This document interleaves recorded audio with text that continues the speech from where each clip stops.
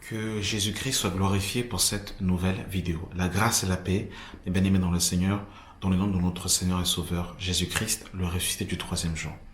Mes amis, j'aimerais nous mettre en garde, mes bien-aimés, dans ces temps qui sont les derniers, véritablement sur les prédicateurs d'Internet, ou je dirais plutôt les influenceurs du web. Parce que oui, mes bien-aimés dans le Seigneur, il y a des prédicateurs et il y a des influenceurs du web.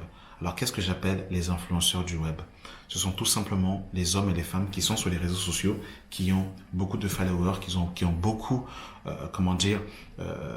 d'abonnés sur leur chaîne, mais malheureusement, l'évangile n'est pas prêché. Leur vie n'est pas conforme à l'évangile et Christ n'est pas dépeint dans leur vie.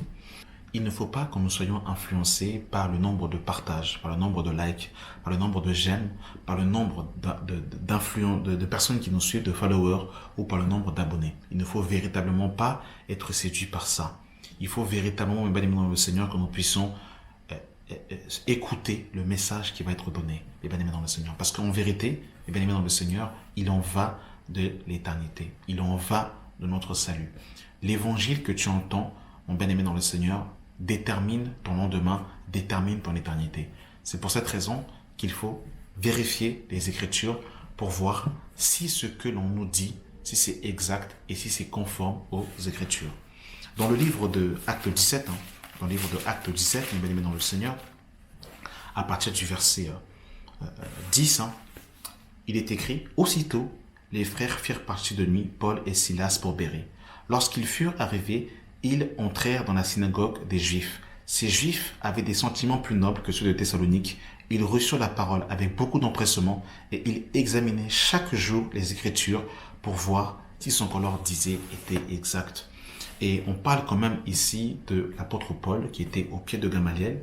On parle quand même ici de l'apôtre Paul qui a été ravi au ciel, dans le troisième ciel, dans le paradis de Dieu, dans 2 Corinthiens chapitre 12.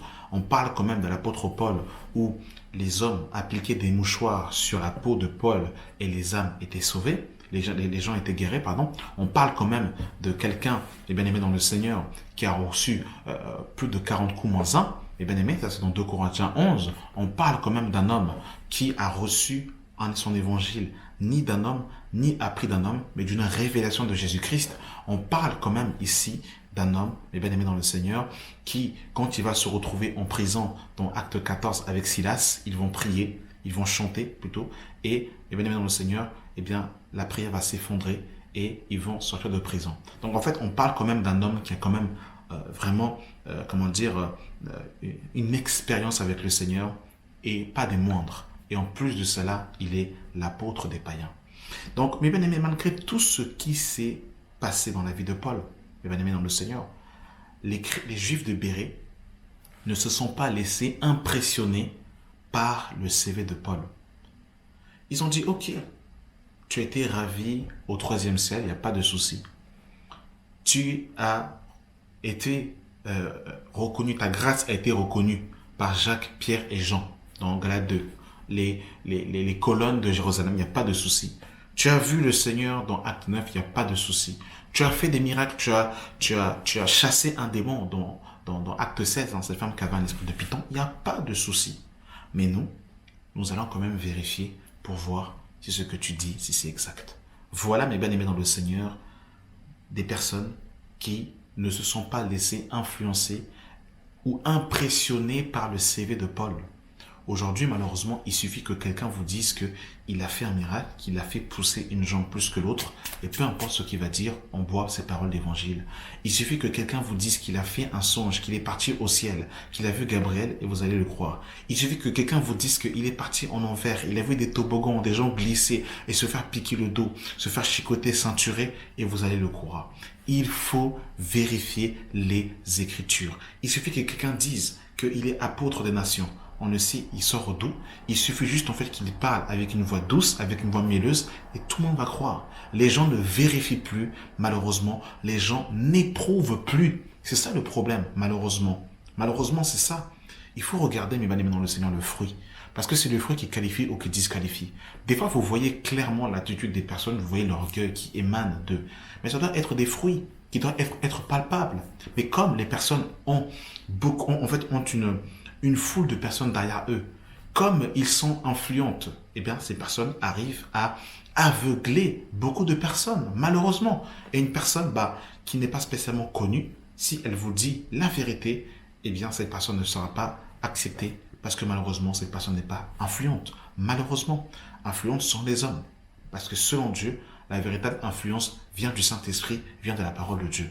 Donc vraiment, mes bien-aimés dans le Seigneur, je veux véritablement nous interpeller dans ces temps qui sont les derniers à ne pas nous laisser séduire. Parce qu'aujourd'hui, les chrétiens aiment trop les titres, la titromanie, révérend à tel, capitaine, des titres bizarres. Mais les gens ne veulent pas vérifier les Écritures, éprouver. Paul dira même par rapport aux diacres, éprouvez-les d'abord et qu'ils exercent après. Il faut vérifier, mes bien-aimés dans le Seigneur. Même moi, quand je parle, vérifiez les Écritures. C'est pour ça qu'à chaque fois que je vous parle, que j'apporte une exhortation, un enseignement, j'essaie au maximum de prendre les Écritures pour démontrer si ce que je dis, si c'est biblique ou pas. Mais vous-même, allez prier le Seigneur pour voir qui est cet homme. Seigneur, voilà, je ne connais pas cet homme-là, le frère Jesse, je ne le connais pas. Allez vous-même prier le Seigneur. Demandez au Seigneur que Dieu vous montre l'état des cœurs des gens. C'est important de le faire aussi. Dieu va vous montrer véritablement qui est qui. Dieu va vous montrer l'état des cœurs des gens. Est-ce que cet homme est vraiment loin? Est-ce qu'il est vraiment appelé? Demandez le Seigneur et Dieu vous révélera. Mais comme les gens n'ont pas de communion avec Dieu et qui sont tellement... je vois des chrétiens mais véritablement partager des fois des choses, je vois en fait des vidéos impies, des vidéos en fait avec des eaux amères, mais je me dis, mais Seigneur, véritablement sauve-nous. Mais vraiment, qu'est-ce que les gens veulent dans cette génération? Ils ne veulent plus de la vérité. Et je me rends compte véritablement, comme il est écrit dans le livre de Ésaïe, la vérité a disparu.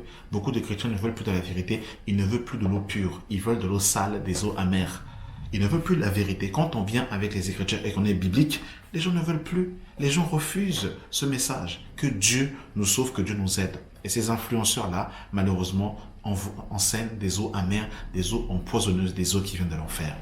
Vraiment, mes bien-aimés dans le Seigneur, je nous en supplie, je nous en conjure, restons bibliques, nous ne nous laissons pas influencer, peu importe le titre de la personne, peu importe le CV de la personne, peu importe le nombre d'années de conversion de la personne, il faut vérifier les Écritures. Et le problème, c'est que quand on est idolâtre d'un homme, quand on est sous le joug d'un homme, quand on est, mes bien-aimés dans le Seigneur, fanatique d'un homme, on ne vérifie plus les Écritures. On boit tout ce qu'il dit, et tout ce qu'il dit devient parole d'évangile. Et on est capable même de défendre un homme bec et ongle, aveuglement, parce qu'on est tout simplement idolâtre, on est tout simplement des fanatiques. Et il ne faut pas qu'il en soit ainsi. Amen.